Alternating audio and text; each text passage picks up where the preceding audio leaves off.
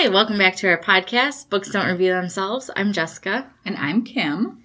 Today we are going to review The 7.5 Deaths of Evelyn Hardcastle by Stuart Turton. I'll read the synopsis and then we'll get going. The rules of Blackheath. Evelyn Hardcastle will be murdered at 11 p.m. There are 8 days and 8 witnesses for you to inhabit. We'll only let you escape once you tell us the name of the killer. Understood? Then let's begin. Evelyn Hardcastle will die every day until Aidan Bishop can identify her killer and break the cycle. But every time the day begins again, Aidan wakes up in the body of a different guest, and some of his hosts are more helpful than others. For fans of Claire North and Kate Atkinson, The 7.5 Deaths of Evelyn Hardcastle is a breathlessly addictive novel that follows one man's race against time to find a killer. But an astonishing time-turning twist means that nothing and no one are quite what they seem. All right, so what'd you think? We'll start off by saying this is not our first time recording this.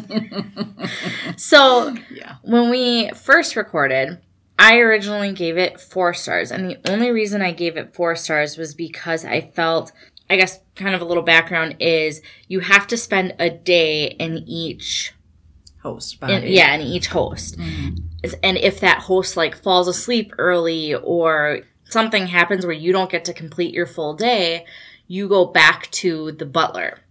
And the butler was beaten up and in a kind of bad accident. So it's painful when they go back to the butler. And so obviously they want to avoid that. There were a couple times where it was like, okay, we're going back to the butler again. Do we, like, is that necessary? Like once or twice I can see, but it happened probably 6, 7, 8 times. Yeah, like it just got to be kind of a lot where it was like, all right, we're going back to the butler again. And there were some spots where, like, yes, it adds something. I'm not saying it's, like, completely useless. Mm-hmm. But it just, this book is 482 pages, so it's like on the verge of 500 pages. Mm-hmm. To maybe shorten that up a little bit, maybe eliminating some of those scenarios where Aidan was taken back to the butler would have been preferred. And I think with him going back to the butler, like the first 4 times, it was so early in the book, I definitely felt like those could have been cut. Right. You know, the last 4 times, there was more information gathered for them, so that I could totally see. So I agree with you. Didn't need as much. Right. So anyway, I started off at a 4 because of that. But the more we talked about it, the more I really want to give this a 5. So that's what I'm going with, just because of the magnitude of this book and the, like, huge undertaking it was to write this. And I know, like you had mentioned, it took him, like, what, 3 years? 3 years, yeah. And, like, I can't even begin to think of, like, what his outline would have been.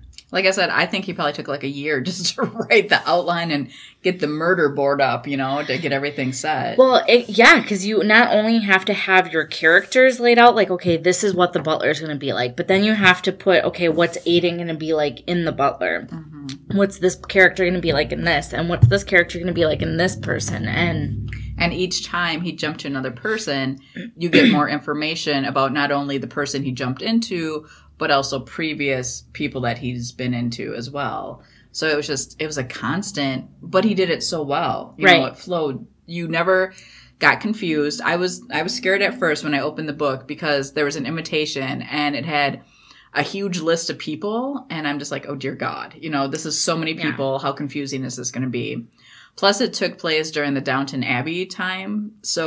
And that made me really nervous because neither one of us really read that genre. And I feel like that can be kind of hit or miss with the language because that, like, gives me flashbacks to, like, Jane Eyre in high school, you know, and that's just not, like, I remember when I had to read Jane Eyre for, like, my AP Lit class, and I'm like, are you fucking kidding me? The first page is 1 sentence.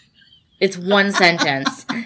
That's very true. Yeah. And that has stuck with me. Mm-hmm. But I mean, there's tons of people out there who like totally love that. Right. But we are just not I haven't had a lot of experience where it's also kind of harder to understand too, because you're trying to like, okay, what did they mean back then when they said this? Mm-hmm. This was done really, really well. And I also want to note that I like half read, half listened to this one. So the audiobook matched up. I'm pretty sure it was like identical chapter for chapter. Okay. So I would start off like reading, and then if I was driving to work, I would pick up where I left off in the audiobook. And then it got to the point where the British person, I think it was James Cameron is I think who they credited, his accent was just so perfect and added to the narration of the story that I found myself like wanting to listen to it. So there were a couple nights where I would lay in bed and like read along listening to it. And then it's like, as I kind of felt like, okay, my eyes are getting tired, I'd shut my book and then like just listen to the story a little bit and then turn it off and go to bed or whatever. So I thought both were done really, really well. I enjoyed with each character, he gets more in depth in the character. So he is trying to struggle with their faults. And I really thought that was done well. There's one character, I don't know, maybe like the fourth one. He's a really obese man. And just the struggle that Aiden had to just move was written really well. And then another one that he had was an old man who like refused to admit that he was old and needed help. So not only was Aiden in a different body that like did not work well and, you know, got tired very easily, but each host that he inhabited took over more of Aiden. So he was less himself and more the host, and it was more of a struggle for him to maintain himself. So by the time he's this old man, maybe that was like the fifth or sixth, it was really hard for him to be himself. Yeah, and in the same token, he had found, because there were so many instances where he didn't complete the day and had to go back, and there was, I can't remember the name of the character, there was another guy who was kind of cocky and conceited and kind of arrogant, and he was like trying to separate himself from that guy's personality, and there were a couple times where it leaked out. Yeah, it leaked out, and that was another thing, is if he couldn't control that or keep it to a minimum, he then wasn't finding the details he needed to move on to the next host. And he would like lose time because the host that he was in would like take over him. So he'd be doing like one thing and then like an hour would pass and he'd like get back to himself and be like, oh, that's great. There's another one of the hosts that he was a rapist. So having to deal with that, you know, I mean, just being a nice, normal person, then all of a sudden you're in the body of a rapist, you know, it's just like, what? And, you know, thinking about that is kind of like fascinating because can you imagine like feeling what they're feeling and knowing their thoughts and being like, oh, like this is what that's like and whatever. Because most of the time, you know, if you're normal, you're like, how could they do that? How could they think that? And to be in a position where you actually get to think and feel and experience it has got to be pretty... And he wrote it really well. Stuart Turton, wrote this really well. The other thing that I really enjoyed, I mean, you have the giant mystery, you know, who killed Evelyn Hardcastle, but you have tons of baby mysteries going on, too, because you have, the first host, and Aiden is mainly in control. You know, he's just like, what's going on? This is weird. And then, as we said, each host, he becomes less and less himself. But with each host, he finds out more. Like, he'll see someone who has, a broken nose. And then, 2 hosts later, we find out why that person had a broken nose. So I really enjoyed that.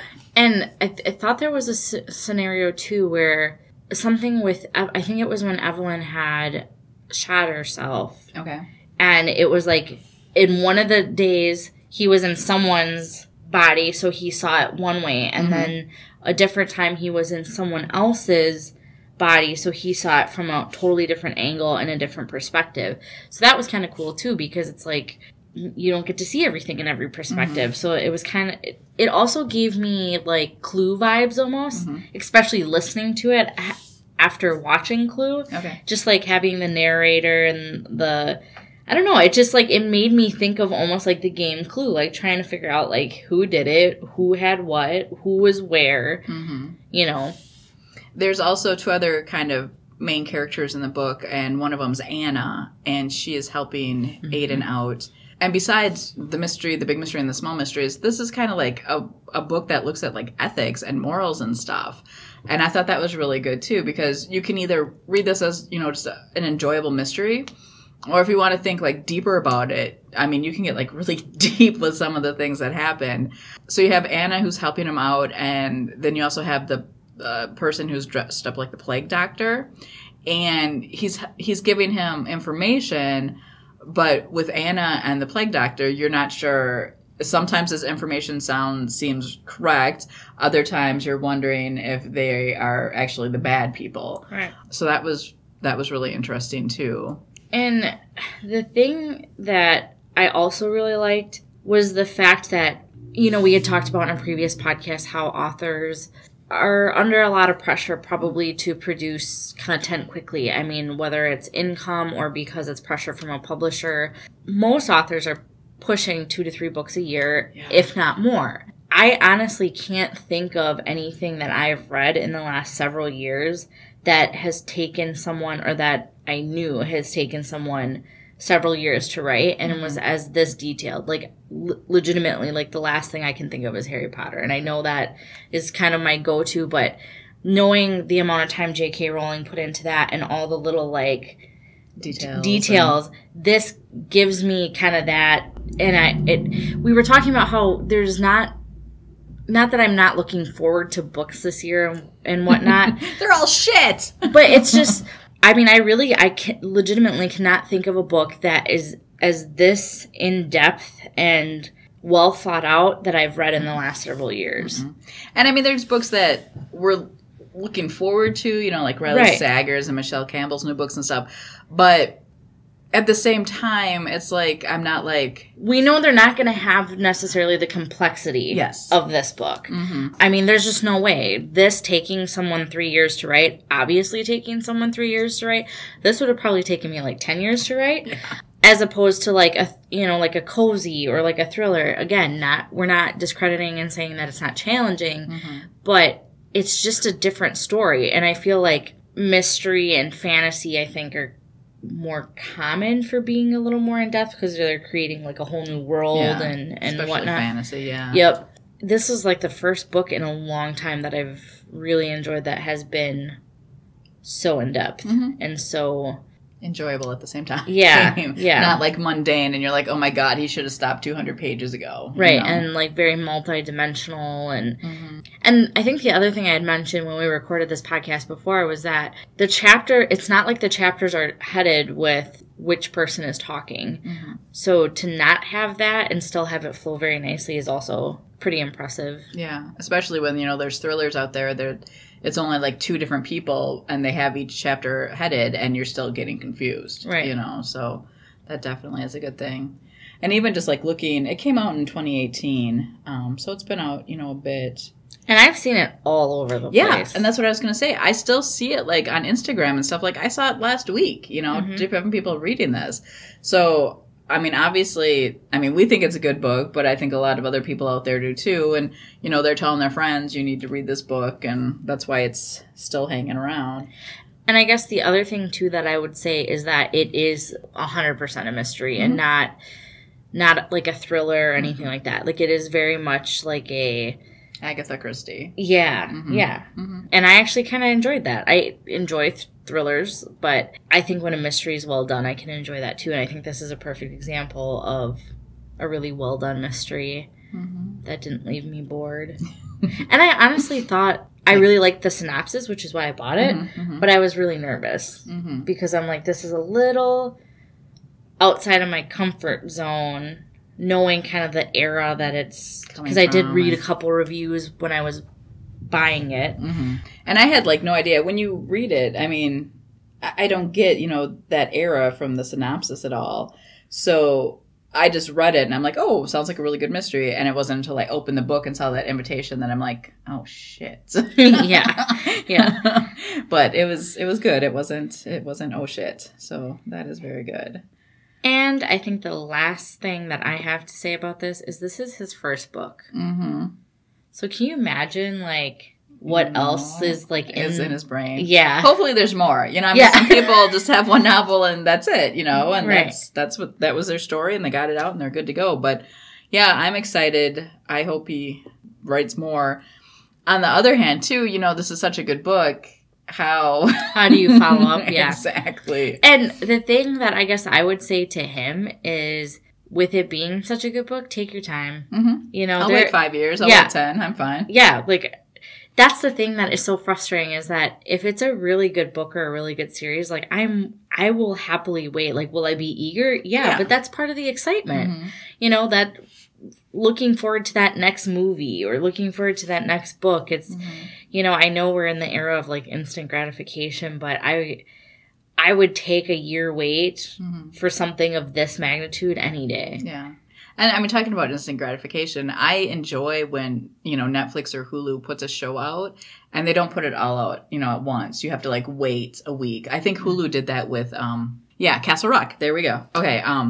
The first, I'm almost positive the first season on Hulu, they did it week by week. And to have to wait again, that was exciting. You know, it's just like, ooh. And you looked forward to it. And I was out every Monday or whatever. And I'm like, okay, know what I'm doing Monday. You know, excellent. Yeah. So, yeah, there's something with waiting and nothing wrong with that. I give it 5 stars too. I don't think I mentioned that earlier. Read it. Yeah. And I think you had mentioned this in our first recorded episode or podcast or whatever. Make sure that maybe this is the only one you're reading at the time, because it is a bigger book. So, and it's more in depth, and you need to keep track of some stuff. You know, right. Don't be reading this in 3 other books, because especially like don't be reading this in an epic fantasy. You'll be like, what? Yeah, what is going on here? We recommend it. Like, subscribe, comment, give us suggestions. Let us know what you think. Otherwise, we'll see you next time. Bye. Bye.